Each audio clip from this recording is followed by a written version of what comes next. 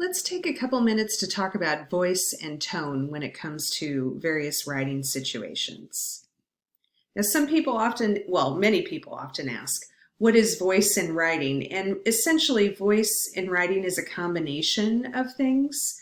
It's the vocabulary or word choice you use, the tone and point of view, but it can also be stylistic choices like sentence patterns or the flow of one's writing. I think oftentimes when you read a book, like several books by an author, you can tell, or even several short stories for that matter, you can tell that they have a certain voice that they use when they're communicating different ideas. And part of it is the style of their writing.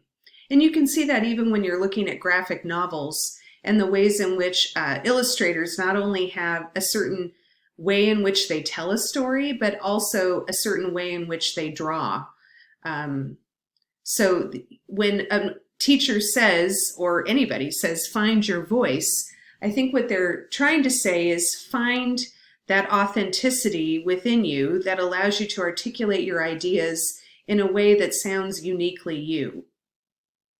Now, you don't have to have your voice defined tomorrow, right? Like that is something that takes a lot of time. In the same way that anybody in any profession, right, their voice evolves as they become more fluent in a certain skill, right? And your voice can change. And depending on a period in your life, you might take on certain characteristics that embody you, but that might not be the same characteristics that embody you, who you are 10 to 20 years from now.